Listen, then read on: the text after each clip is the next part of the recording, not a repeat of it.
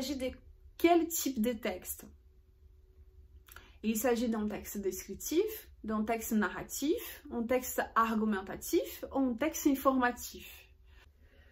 Je vais te donner 5 exercices à faire. Chaque exercice, il aura un temps de lecture, d'accord? Tu fais pause si tu as besoin de regarder une deuxième fois. Tu fais pause pour noter tes informations dont tu as besoin. Et dans un deuxième temps, on va regarder les réponses.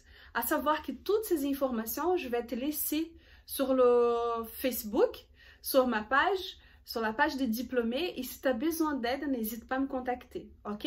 C'est parti! Nous allons travailler tranquillement. D'accord? J'aimerais que tu prennes des distances par rapport aux exigences. Ici, il n'y a rien qui t'exige et qui t'oblige à faire quoi que ce soit. Prends ton temps, d'accord? On va aller tranquillement. Si tu n'arrives pas à trouver ces informations-là, ce n'est pas grave. Dis-toi que c'est un travail qui fait par répétition. Plus tu répètes, plus tu copies. Tu sais qu'avant, il existait des copistes. Attention, le travail de dissertation, le travail de commentaires composés, c'est un travail qui demande beaucoup de répétition. Plus tu répètes les introductions, plus tu répètes le commentaire composé, plus tu répètes de lire et de relire, plus ça va venir. Tu vas dire, je peux faire une vidéo YouTube. Exercice 1. En effet, là, sous mes yeux, ruinée, abîmée, jetée bas, apparaissait une ville détruite, ses toits effondrés, ses temples abattus, ses arcs disloqués, ses colonnes gisant à terre, où l'on sentait encore les solides proportions d'une sorte d'architecture toscane. Plus loin, quelques restes d'un gigantesque aqueduc, ici, l'exhaussement empâté d'une acropole, avec les formes flottantes d'un Parthénon, là, des vestiges de quais, comme si quelque antique port eût abrité jadis sur les bords d'un océan disparu les vaisseaux marchands et les trirèmes de guerre. Plus loin encore, de longues lignes de murailles écroulées. Jules Verne, 20 milieux sous les mers, 1869. Ok, la première chose que je vais te demander de faire maintenant, dans ce passage, c'est de relever les pronoms personnels. Pourquoi je te demande ça? Parce que les pronoms personnels, ils sont des embrayeurs du discours. C'est quoi les embrayeurs? Les pronoms personnels et les déterminants possessifs, ils sont là pour marquer les personnes. Maintenant, dans un deuxième temps, on va repérer les verbes. Quels sont les temps verbaux? Et qu'est-ce qu'ils dégagent? Est-ce qu'ils sont des verbes d'action? Est-ce qu'ils sont des verbes de mouvement? Est-ce qu'ils sont des verbes de pensée, des verbes de parole? Ça, c'est super important que tu retiennes. Je vais te donner un temps pour réfléchir. Ensuite, je vais te poser la question. Est-ce qu'il y a des indicateurs de lieu? Est-ce qu'il y a des marques du temps? Quels sont les vocabulaires utilisés? Est-ce qu'il y a des figures de style? D'accord? Je vais te le donner maintenant, le temps de repérer ces informations-là. Et on va en parler après. Il s'agit d'un texte descriptif. Pourquoi? On a la présence du jeu, à savoir que le pronom « on » il est un peu caméléon, c'est-à-dire il généralise. On ne sait pas qui fait partie de ces « on ». C'est qui? C'est moi, c'est l'auteur, c'est le narrateur, c'est d'autres personnes qui est en place, on ne sait rien, tu vois, ça laisse un peu dans le flou. Donc là, il faut qu'on note ça aussi. Donc, il y a la présence du « on », mais surtout, on remarque qu'il y a de nombreux indicateurs. Là, c'est super important que tu dises. Et là, il faut qu'on dégage. Donc là, qu'est-ce qu'on saute là? Qu'est-ce qu'on remarque? Toutes ces informations, et ces adverbes de lieu, où, là, plus loin, là, de nouveau, le là se répète. Encore d'autres. Qu'est-ce que tu peux? Avec les formes flottantes, tout cela, sont des dispositifs qui permettent d'annoncer et de représenter un espace. Donc là, tu vas dire effectivement, c'est un texte descriptif parce qu'on trouve ces informations-là. Exercice 2. Je ne devais avoir guère plus de 8 ans lorsqu'elle commença à me faire le récit de mes succès futurs. Je m'appuyais négligemment contre elle, je l'écoutais d'un air nonchalant avec le plus grand intérêt, en léchant distraitement la confiture sur ma tartine. Romain Gary, La promesse de l'aube, 1960.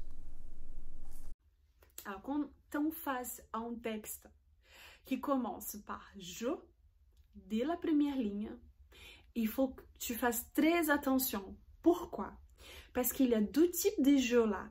Je te dis ça parce qu'il y aura deux types de présence. Il y aura le narrateur qui est en train de raconter une histoire d'un jeu qui a vécu une histoire à un moment donné. Il y aura des verbes, il y aura un jeu qui est en train de vivre le moment là où il est en train d'écrire. Et ça, ces deux parallèles-là, c'est parfois pas facile, mais il va falloir que tu retiennes. Il y aura un moment où le jeu, il va dire, là, tout de suite, j'ai vu au moment que j'écris, mais il faut que je te raconte une histoire quand même. J'ai mangé de la madeleine chez ma tante. Et c'est ça qui est très important. Grande différence. Pourquoi il n'est pas un texte descriptif? Il n'est pas en train de décrire en détail, en train de faire un portrait, en train d'expliquer une ville. Il est en train de raconter une histoire, un récit. Donc là, c'est pour ça, pour cette raison, qu'il est un texte narratif. C'est-à-dire qu'il arrête les actions pour te revenir, pour te faire venir dans un moment qui lui est cher. Exercice numéro 3. Exercice 3. À chaque lecteur son Jules Verne. C'est ce que ce détendant voyageur, capitaine au long cours qui emplit les rayonnages de ses voyages extraordinaires, est d'abord un écrivain, immense. Héritier des encyclopédistes du XVIIIe siècle, homme du XIXe siècle, il s'est aventuré à parler du siècle suivant, en projection qui hante déjà notre XXIe siècle. Gilles Ray, Télérama hors série, février 2005. Dans l'exercice numéro 3, il s'agit d'un texte explicatif. Pourquoi? Présence, verbe au présent, d'accord? On retrouve la troisième personne du singulier, souvent. Donc là, on va expliquer. Dans cette explication, Gilles Ray rend l'hommage à Jules Verne. Et donc là, on ouvre le guillemets et on explique. Exercice 4. Exercice 4. Les lunettes font voir démonstrativement que celui qui les porte est un homme consommé dans les sciences et enseveli dans de profondes lectures, à tel point que sa vue en est affaiblie, et tout nez qui en est orné ou chargé peut passer sans contredit pour le nez d'un savant. Montesquieu, Lettres persanes, 1721. Oui, j'avoue, ça peut paraître un peu compliqué d'emblée, tu vois. Ça fait toujours peur quand on est en face d'un philosophe. Mais ne t'inquiète pas, tu le sauras bientôt et je vais te montrer. Tu sauras gérer tous ces textes de philosophes, ça va être tranquille. À l'aise, Blaise. On relève toujours des pronoms. On tire. Là, il n'y a pas de pronoms. Mais regarde ce qu'on trouve. On trouve beaucoup de groupes nominaux. Mais qu'est-ce qu'ils font là-dedans? Ils font là pour donner une définition de quelque chose. Mais la définition, elle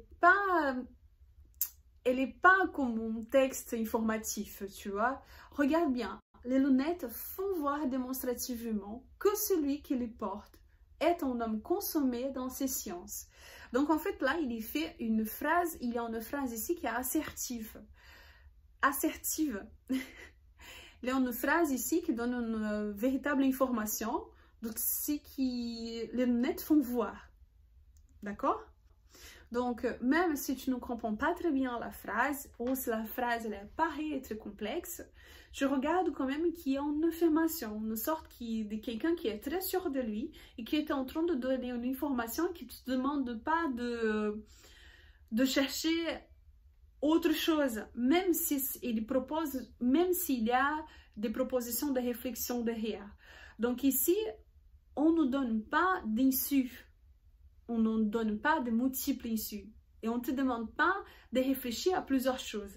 Ce qui fait Montesquieu, c'est démontrer quelque chose. Il va dire, c'est ainsi, et je vais t'expliquer pourquoi c'est comme ça. Donc là, quand il y a un jeu d'affirmation et d'explication, de démonstration à côté, c'est sûr, c'est un texte argumentatif. Exercice 5. Beaucoup de ces rues sont en escalier et montent vers des quartiers appelés la Souillarde ou la Pouilleuse ou le Château. Les larges marches sont pavées de petits galets ronds laissés tels qu'ils sont sortis du lit du torrent. L'herbe pousse entre ces pavés. Jean Giono, Noé, 1947. La réponse, il s'agit bien d'un texte descriptif. Alors ici, je t'ai donné un exercice qui est assez intéressant parce que si on regarde ce livre, on verra que ce type de narration, en fait, il s'agit souvent d'une pause. C'est-à-dire que le narrateur, il est en train de raconter une histoire, il raconte, blablabla, et tout à coup, il arrête cette narration, il arrête ces informations-là pour décrire un passage et pour te mettre en scène. Et ça, c'est très intéressant. On va voir, par exemple, ces dispositifs dans Madame Bovary, par exemple. Et là, dans ces cas, qu'est-ce que l'auteur est en train de faire? Il fait une pause dans la narration. Donc ça, super, t'es tranquille, tu peux démarrer.